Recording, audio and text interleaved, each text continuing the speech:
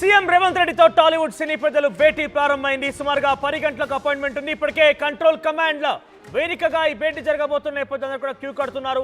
ఆ command control కి సినీ పెద్దలందరూ కూడా దాదాపు ఇప్పటికే చేరిపోయారు. సీఎం రేవంత్ రెడ్డితో తరలిస్తున్నారు దర్శకులు భేటీ కోసం. నిర్మాతలు, హీరోలు 21 మంది నిర్మాతలు, 13 మంది దర్శకులు, 11 మంది హీరోలు హాజరవుతున్నారు. అయితే భేటీ అనూహ్యంగా అక్కినేని నాగార్జున హాజరు కావడం లేదు. కన్వెన్షన్ కూల్చివేత నుంచి ప్రభుత్వం పైన ఆగ్రహంగా ఉన్నారు నాగార్జున. అయితే అన్యాయంగా తన కన్వెన్షన్ కూల్చివేశారని నాగార్జున ఫైర్ కూడా అయ్యారు. భేటీకి దాదాపుగా 40 మంది టాలీవుడ్ సెలబ్రిటీలు హాజరు కాబోతున్నారు. ఈ భేటీకి త్రివిక్రమ్, శ్యామ్ ప్రసాద్ రెడ్డి, హరీష్ శంకర్, కొరటాల శివ, వశిష్ఠ, బోయపాటి శ్రీను, సాయి రాజేష్, దిల్ రాజు, మురళీమోహన్, అల్లు అరవింద్ హాజరు. ఎస్, నాగార్జున కూడా ఇప్పుడు అక్కడికి చేరుకున్నట్టు తెలుస్తోంది. నాగార్జున కూడా కమాండ్ కంట్రోల్ రూమ్ కి చేరుకున్నట్టు తెలుస్తోంది. ఆయన కూడా ఈ భేటీలో పాల్గొంటున్నారు. నాగార్జున కూడా కొద్ది క్షణాల క్రితమే మనం చూస్తున్నాం ఆర్టీవీ స్క్రీన్ పైన ఆ వెహికల్లో నాగార్జున లోపలికి వెళ్లారు. నాగార్జున ఇప్పటికే కమాండ్ కంట్రోల్ రూమ్ చేరుకున్నట్టు తెలుస్తోంది. సో అందరూ సినీ ప్రజలు చేరుకున్నారు. మరి రోజు ఏం జరగబోతోంది, ఎన్నిసేపాటుగా ఈ చర్చ జరగబోతుందో చూడాల్సిన అవసరం ఉంది. ఎస్, కమాండ్ కంట్రోల్ సెంటర్ నుంచి మా ప్రతినిధి రవిచంద్ర, మధు ఇద్దరు సిద్ధంగా ఉన్నారు.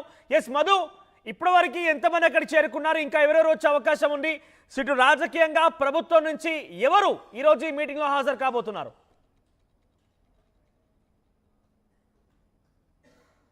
తర్వాత ఇటు ప్రభుత్వం మధ్య ఉన్నటువంటి గ్యాప్ ఫుల్ఫిల్ చేసేటువంటి కార్యక్రమానికి ముఖ్యమంత్రి నడుంబిగించారు. దానికి సంబంధించి మొత్తం ఎఫ్డిసి చైర్మన్ దిల్ రాజుకు అప్పచెప్పారు. ఆయన ఆధ్వర్యంలో అందరికీ ఆహ్వానం అందింది.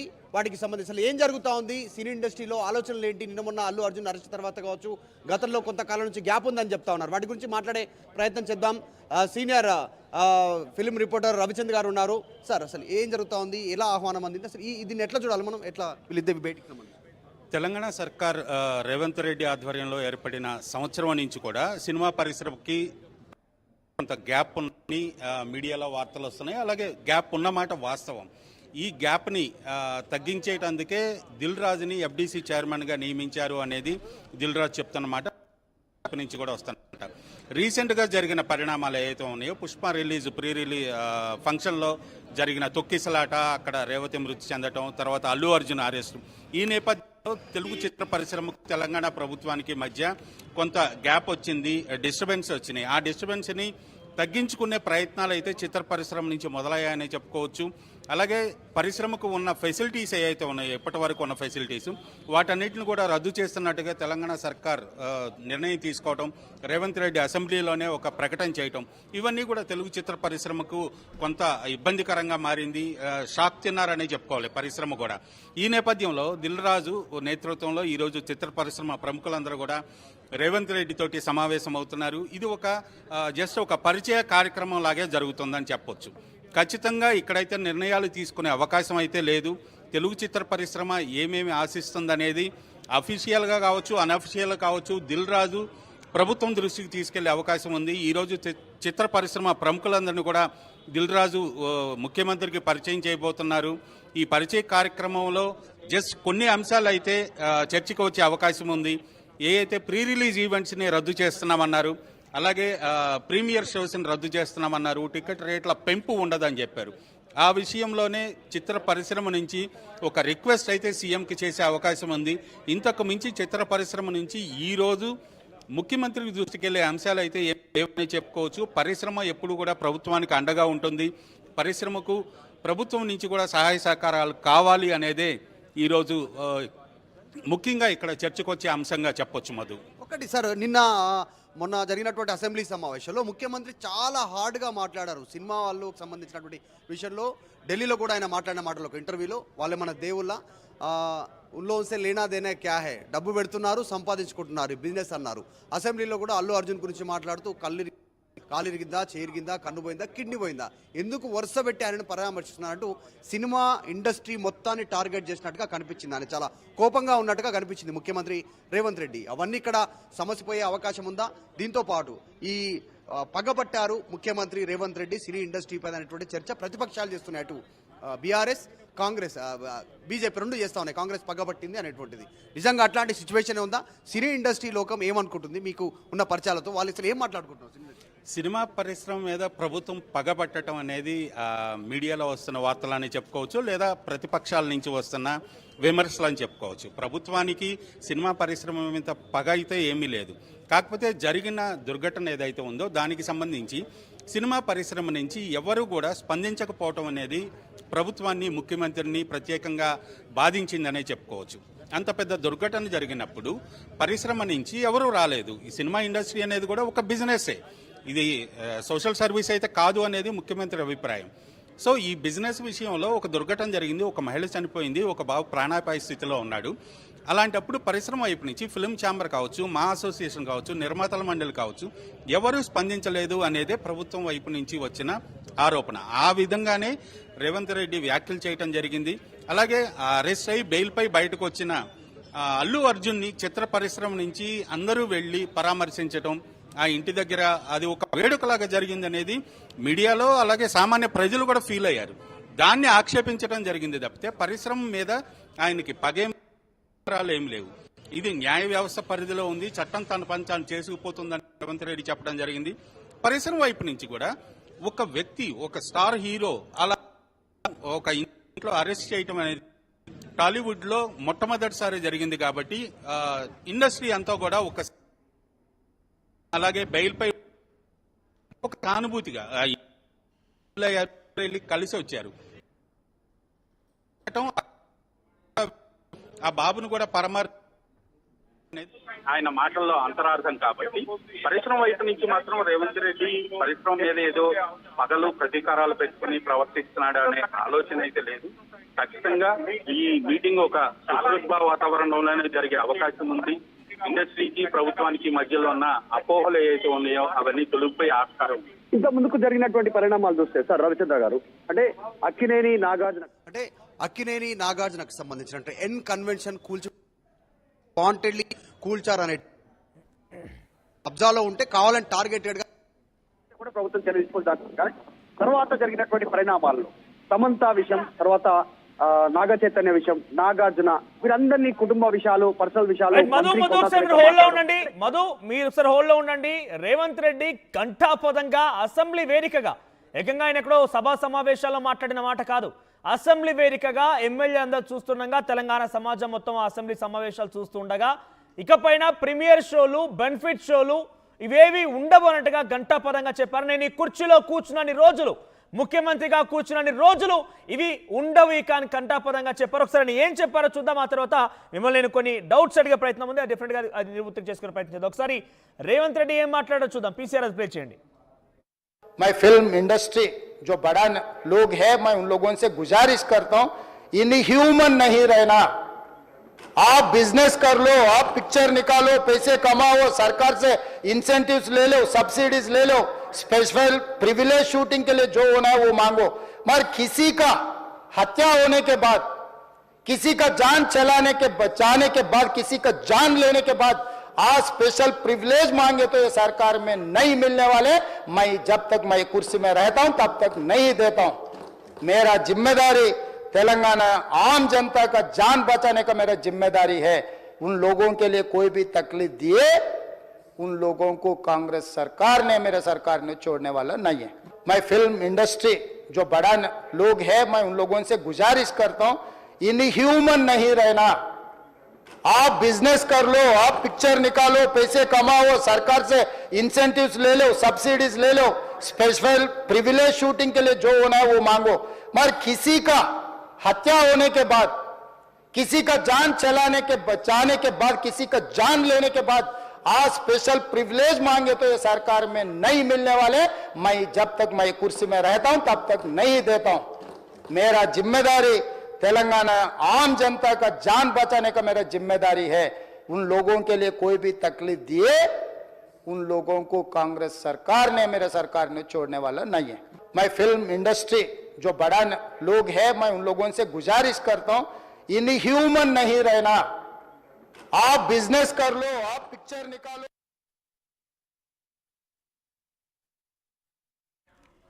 రైట్, సినిమా ఇండస్ట్రీ ప్రకారంగా మీరు బిజినెస్ చేసుకోండి, మీరు ప్రివిలేజెస్ తీసుకోండి, షూటింగ్స్ కోసం ఎంకరేజ్ చేసుకోండి, అంతేకాని ఇక్కడ నా ప్రభుత్వం ఉన్న రోజులు, నేను ముఖ్యమంత్రిగా ఈ కుర్చీలో కూర్చున్న రోజులు ఇంకొక ప్రాణం పోవడానికి నేను సిద్ధంగా లేను, ఇంకొక ప్రాణం తీయడానికి సిద్ధంగా లేను. కాబట్టి మీకు ఇకపైన ప్రీమియర్ షోలు, బెనిఫిట్ షోలు లాంటివి ఉండవని చాలా గంటాపదంగా అసెంబ్లీ వేదికగానే చెప్పుకొచ్చారు.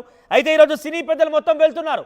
ఇది కేవలం పరిచయ కార్యక్రమం లాగానే మనం భావించలేము. ఎందుకంటే పరిచయ కార్యక్రమానికి నేరుగా ఇంటికి వెళ్ళి కలిసే అవకాశం ఉంటుంది. ఒక భేటీ, ఇది ఒక భేటీ అంటే ఒక స్పెషల్ మీటింగ్గా మనం చూడాల్సిన అవసరం ఉంటుంది. ఈ మీటింగ్కి కారణం అయితే డెఫినెట్గా అసెంబ్లీలో మాట్లాడిన మాటలే కారణం ఒక రకంగా అయ్యే అవకాశం ఉంది. అట్ ది సేమ్ టైం ప్రస్తుతం ఉన్న సినారియో, పుష్ప ప్రీమియర్ షో జరిగినటువంటి ఘటన మీద కూడా ఏకంగా ప్రభుత్వం చాలా సీరియస్గా ఉంది. కాబట్టి ఈ విషయంలో కూడా చర్చ జరిగే అవకాశం ఉంది. ఎస్ మధు, ఇంత గంటాపరంగా ఆయన అసెంబ్లీ వేదికగా చాలా ఆగ్రహంతో కూడినటువంటి మాట మాట్లాడారు. ఆయన, నేను ఈ కుర్చీలో కూర్చున్న రోజులు నేను ఇంకొక ప్రాణం పోవడానికి నేను సిద్ధంగా లేను, ఇంకొక ప్రాణం తీయడానికి సిద్ధంగా లేను. సినిమా వాళ్ళకి ఎట్టి పరిస్థితుల్లో ప్రీమియర్ షోలు, బెనిఫిట్ షోలు నేను ఇకపైన అవకాశం గల ప్రివిలేజ్ కల్పించలేను అంటూ కూడా చెప్పుకొచ్చారు ఆయన. ఇన్ఫాక్ట్ టికెట్ల రేట్ల విషయంలో కూడా మాట్లాడుకొచ్చారు. సో ఈరోజు భేటీ ఇది కేవలం ఏదో పరిచయ కార్యక్రమం అయితే కనుక తరచుగా మనం చూస్తూ ఉంటాం. సీఎంని చాలా మంది వచ్చి కలుస్తూ ఉంటారు, నివాసంలో కలుస్తూ ఉంటారు, సెక్రటరీ వేరికి కలుస్తూ ఉంటారు. అది మనం పరిచయ కార్యక్రమం అనుకోవచ్చు. కానీ ఒక భేటీ జరుగుతోంది. ఈ భేటీకి ముఖ్యమంత్రి, చాలా మంది రాజకీయ ప్రభుత్వంలో ఉన్నటువంటి పెద్దలు కూడా వస్తున్నారు. కాబట్టి కేవలం పరిచయ కార్యక్రమంగానే భావించాలా, లేదంటే ఇంకా చాలా సుదీర్ఘమైన చర్చలు జరిగే అవకాశం ఉంది రెండిపైన? ఏంటి ఇంత కరాఖండిగా చెప్పిన సీఎం వెనక్కి తగ్గే అవకాశం ఉందా వీళ్ళ రిక్వెస్ట్?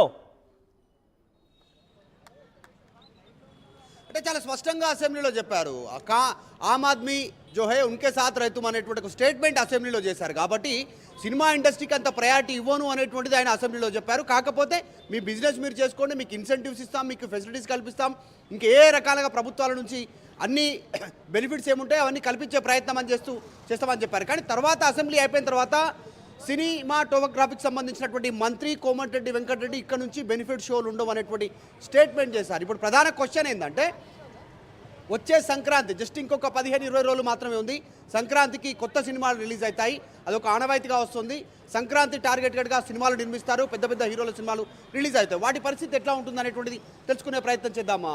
సీనియర్ జర్నలిస్ట్ రవిచంద్ర గారు ఉన్నారు, మాట్లాడదు సార్. నిజంగా సంక్రాంతి టార్గెట్గా చాలా మూవీస్ వస్తాయి, వాటి పరిస్థితి ఏంటి? సీఎం ఓకే చెప్పే అవకాశం ఉందా? మధు, ఈ రోజు జరిగే భేటీకి కూడా ప్రధానమైన కారణం అదే అయి ఉంటుంది. ఎందుకంటే బెనిఫిట్ అలాగే టికెట్ రేట్ల పెంపు ఉండదని ఎప్పుడైతే ప్రకటన వచ్చిందో టాలీవుడ్ అంతా కూడా ఒకసారి ఉలిక్కి పడింది. రేపు సంక్రాంతికి విడుదల అవుతున్న భారీ చిత్రాలు చాలా ఉన్నాయి. ఆ చిత్రాలకి ఖచ్చితంగా టికెట్ రేట్ల పెంపు ఎక్స్పెక్ట్ చేస్తారు. ప్రీమియర్ షో లేకపోయినా పర్లేదు, ఎందుకంటే సంక్రాంతి పండగకి దాదాపుగా రెగ్యులర్గా ఉండే 5 షోలు ఉన్నా కూడా సినిమా ఫుల్ అవుతుంది, ఆడుతుంది. ప్రీమియర్ షోలది పెద్ద ప్రాబ్లం కాదు, కానీ టికెట్ రేట్ల పెంపు విషయంలో మాత్రం ఖచ్చితంగా సినిమా పరిశ్రమ అంతా కూడా ఈరోజు ముఖ్యమంత్రి ఒక రిక్వెస్ట్ అవకాశం అయితే ఉంది. ఆ విషయంలోనే కొంత ఫ్లెక్సిబిలిటీ కావాలి, ఆ విషయాన్ని మీరు తీసుకున్న నిర్ణయాన్ని పునఃసమీక్షించుకోండి అని అడిగే అవకాశం అయితే కనిపిస్తోంది. మధు, తెలంగాణ బయట జరుగుతున్నటువంటి స్పెక్యులేషన్, పార్టీలో జరుగుతున్న చర్చ, తెలంగాణ ఇన్వాల్వ్మెంట్ తక్కువ ఉంది సినిమా ఇండస్ట్రీలో. అందులో భాగంగానే ఎఫ్డీసీ చైర్మన్ దిల్ రాజుకి ఇచ్చారు, నిజామాబాద్ వాస్తవ్యుడు, ఆయనను ఇన్వాల్వ్ చేయనున్నాడు. ఆయన ద్వారా తెలంగాణ ప్రాధాన్యం పెంచేలాగా, తెలంగాణకు సంబంధించినటువంటి ఇన్వాల్వ్మెంట్ ఉండేలా ప్రభుత్వం చర్యలు తీసుకుంటున్నటువంటి చర్చ. దీనికి సంబంధించింది చిత్ర పరిశ్రమలో కానీ ఎక్కడా కూడా ప్రాంతము, మతము, కులము అనే భేదాలు అయితే ఉండవనే చెప్పుకోవచ్చు. ఇప్పుడు తెలంగాణలో కూడా ప్రధానంగా హీరోల విషయానికి వచ్చేటప్పటికీ తెలంగాణ ప్రాంతం నుంచి వచ్చిన వాళ్ళు తక్కువ ఉన్నారేమో, కానీ దర్శకులు కావచ్చు, టెక్నీషియన్లు కావచ్చు, నిర్మాతలు కావచ్చు, తెలంగాణ నుంచి వచ్చిన వాళ్ళు ఇప్పుడు లైమ్ లైట్లో ఉన్నవాళ్ళు చాలామంది ఉన్నారు. సో సినిమా పరిశ్రమలో ప్రాంతాలు, కులాలు, మతాలకి అసలు ఆస్కారమే లేదు. కాబట్టి ఖచ్చితంగా ఆ విషయం ఇక్కడ చర్చనీయాంశమే కాదు. ఇప్పుడు తెలంగాణ వ్యక్తిని తెలంగాణ ఫిల్మ్ డెవలప్మెంట్ కార్పొరేషన్ చైర్మన్గా చేయటం అనేది సహజం. అది ఆ వ్యక్తి చిత్ర పరిశ్రమకి, ప్రభుత్వానికి మధ్య ఒక వారధిగా ఉంటాడు. పరిశ్రమ కష్టసుఖాలన్నీ కూడా ప్రభుత్వం దృష్టికి తీసుకెళ్తాడు. ప్రభుత్వం నుంచి కూడా చిత్ర పరిశ్రమకు చేసే మేలు ఏదైతే ఉందో అది చేయించడానికి ప్రయత్నం చేస్తాడు తప్పితే ఇక్కడ ప్రాంతాలతో సంబంధం లేదు. మధు, అంటే ఈ భేటీ జస్ట్ ఈరోజు నిజంగానే పరిచయ కార్యక్రమమేనా? ఇక్కడితో వివాదానికి ఫుల్ స్టాప్ పెట్టే కార్యక్రమమా? ఇక ముందు కూడా మళ్ళీ భేటీ ఉండే అవకాశం ఉంటుందా ఫ్యూచర్లో కూడా? ఎందుకంటే కొద్దిమంది హాజరవుతున్నట్టుగా తెలుస్తుంది. ఇంకో పాయింట్ కూడా, పుష్ప ఇష్యూ తర్వాత ఆంధ్ర తెలంగాణ సెంటిమెంట్ కూడా ఒకసారిగా రాజేసింది. ఆంధ్రాకి సినీ పరిశ్రమ తరలి వెళ్తున్నట్టు కూడా ఒక చర్చ కొనసాగుతుంది. ఈ రోజు ముఖ్యమంత్రి రేవంత్ రెడ్డి తో భేటీ సందర్భంలో ఈ చర్చ పైన ఏం క్లారిటీ వస్తోంది? ఆయన ఏమైనా చేసే అవకాశం ఉందా? ఈరోజు భేటీ తర్వాత చిత్ర పరిశ్రమకు ప్రభుత్వానికి మధ్య ఉన్న అపోహలు ఏవైతే ఉన్నాయో ప్రధానంగా అవి తొలగిపోయే అవకాశం ఉంది. ప్లస్ ప్రధానంగా సంక్రాంతి సినిమాలకి టికెట్ రేట్ల పెంపు విషయంలో ప్రభుత్వం ఏదన్నా సానుకూలంగా ఉంటుందా లేదా అనే విషయం తేలుతుంది. ఆంధ్రప్రదేశ్కి చిత్ర పరిశ్రమ వెళుతుందా అనే మాత్రం అది ఒక ఊహాజనితం అని చెప్పుకోవచ్చు. గత కొన్ని సంవత్సరాలుగా దాదాపుగా ఒక 10 సంవత్సరాలుగా చిత్ర పరిశ్రమని ఆంధ్రప్రదేశ్కి రమ్మని ఎప్పుడైతే ఉమ్మడి ఆంధ్రప్రదేశ్ విభజన జరిగిందో అప్పటి నుంచి కూడా ఆంధ్రప్రదేశ్ ప్రభుత్వం అడుగుతూనే ఉంది. కానీ చిత్ర పరిశ్రమ అక్కడికి వెళ్ళటానికి అనేక అడ్డంకులు ఉన్నాయని చెప్పుకోవాలి. ఇప్పుడు హైదరాబాద్ అనేది ఫిల్మ్ ఇండస్ట్రీ ఒక హబ్ లాగా మారిపోయింది. టెక్నీషియన్స్ ఉన్నారు, ఇంటర్నేషనల్ స్టాండర్డ్ ఉన్న స్టూడియోస్ ఉన్నాయి, హాలీవుడ్ బాలీవుడ్ అందరూ కూడా ఇక్కడికి వచ్చి షూటింగులు చేస్తున్నారు. ఈ నేపథ్యంలో ఇంతమంది టెక్నీషియన్స్ని ఇంత టెక్నాలజీని ఇక్కడ వదిలిపెట్టి ఆంధ్రప్రదేశ్కి వెళ్ళటం అనేది జరిగే పని కాదు. కాకపోతే ఆంధ్రప్రదేశ్లో అద్భుతమైన లొకేషన్లు ఉన్నాయి, ఫారెన్ వెళ్ళి షూటింగ్ చేయాల్సిన అవసరం లేదని డిప్యూటీ సీఎం పవన్ కళ్యాణ్ చెప్పడం జరిగింది. అలాగా కొన్ని లొకేషన్స్ని కొంత టూరిజాన్ని అక్కడ ఎక్స్ప్లోర్ చేసే అవకాశం ఉంది. అక్కడ ఉన్న ఫెసిలిటీస్ని వాడుకోమని ఆ ప్రభుత్వం చెప్తుంది. ఇప్పటికే దాదాపుగా 80% మూవీస్ ఎంతో కొంత భాగం షూటింగ్ అయితే చేస్తూనే ఉన్నారు. అది మరికొంత శాతం పెరిగే అవకాశం ఉంది తప్పితే ఖచ్చితంగా ఆంధ్రప్రదేశ్కి ఇక్కడి నుంచి పరిశ్రమ వెళ్ళే అవకాశమే లేదు.